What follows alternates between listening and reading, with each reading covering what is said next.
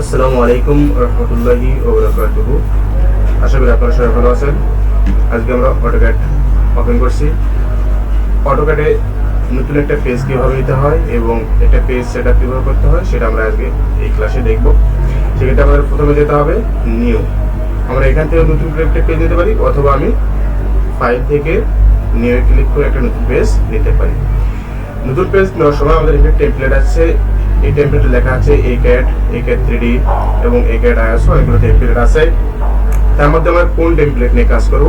আমরা মূলত CAD নিয়ে কাজ করব।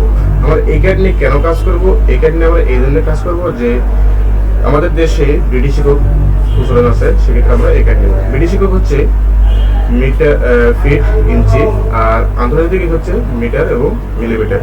তো বাংলাদেশে যেহেতু ফিট ইঞ্চিতে কাজ করা, সেক্ষেত্রে আমরা CAD নেব। যদি আমরা কখনো মিলিমিটার এবং মিটারে কাজ করতে চাই, ইনারেট নিয়ে কাজ করতে চাই, সেক্ষেত্রে CAD ISO নেব।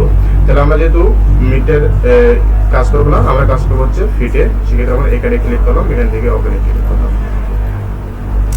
আমাদের সামনে একটা নতুন একটা পেজ ওপেন হলো। এরপর আমরা আসবো যে এই পেজটার সামনে যে গ্রিড লাইনটা দেখা যাচ্ছে, এই গ্রিড লাইনটাকে আমরা মুছে ফেলবো। কেমনে? আমরা F7 চাপবো, F7 চাপলে মুছে যাবে।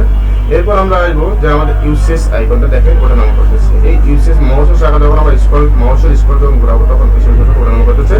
এটাকে স্থির রাখবো কেমনে? সেক্ষেত্রে আমরা ভিউ যাব, ভিউ থেকে আমরা কোথায় যাবো? আপনার ডিসপ্লে থেকে ইউসেজ আইকন, এখান থেকে ওয়ার্ডিংটা রেখে দিলাম। এরপর আসি আমরা ইউনিট সেটআপ করব। ইউনিট সেটআপের জন্য ফার্স্টে কমান্ড হচ্ছে UN এন্টার, অর্থাৎ একক সেক্টর। আপনি কোন একক কাজটা করতে চান, সেক্ষেত্রে UN এন্টার দিলাম। তারপর এখানে ডেসিমালটা আমরা এখান থেকে লেন টাইপটা আর্কিটেকচারাল দেবো। আর্কিটেকচারাল কেন দেবো?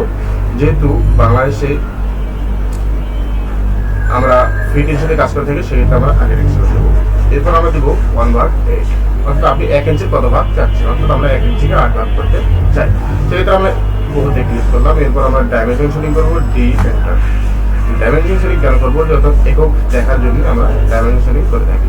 মডিফাই ক্লিক করলাম, মডিফাই থেকে আমরা আসবো প্রাইমারি ইউনিট, অর্থাৎ ইউনিট সেটাকে যা যা কাজ করছে এখানেও সেম কাজ করবো। এখান থেকে আর্কিটেকচারাল, তারপর 1/8 প্রেসিশন আমরা দিলাম। এরপর আমরা যাবো টেক্সটে যাওয়ার পরে এখানে আমরা টেক্সট হাইটটা 6 অথবা 8 দিতে পারি, 6 অথবা 8 দিতে পারি। দেন আমরা লাইন উইথ ডাইমেনশন দিলাম, দেন ওটা ক্লিক করলাম। এরপর আমরা সেট কারেন্টে ক্লিক করলাম, এবার ক্লোজ করলাম। এখন আমরা একটা লাইন নিব, L এন্টার। লাইনের শর্টকাট করা হচ্ছে L enter, mouse button click করলাম, টান দিলাম। এই যে দেখেন লাইনটা আমার আঁকা বাঁকা হচ্ছে, অর্থাৎ অর্থমোড অফ আছে। অর্থমোড যদি অন করতে চাই F8 চাপবো, F8 চাপলে অর্থমোডটা 1 হবে। এবার যদি 5 ফিট একটা লাইন নেই, 5 ফিট এন্টার, দেন আমি স্কিপ করলাম, আমাদের 5 ফিট লাইন চলে আসছে। এবার যদি লাইনটা মাপে দেখতে চাই, সেটা আমি কি করবো? এখান থেকে লাইন মাপতে পারবো, অথবা আমি ডাইমেনশন থেকে মান দেখতে পারবো। ডাইমেনশনে গেলাম, এখান থেকে লাইনার, এখানে আমি এখানে পয়েন্টে ক্লিক করলাম, এই পয়েন্ট থেকে এই পয়েন্টে ক্লিক করলাম, এই জায়গায় আমাদের 5 ফিট একটা লাইন হয়ে গেছে। তাহলে এভাবে আমরা একটা পেজ সেট আপ করতে পারবো এবং পেজ সেট আপ করে সেটা মাপ দিতে পারবো। ভিডিও দেখার জন্য সবাইকে ধন্যবাদ।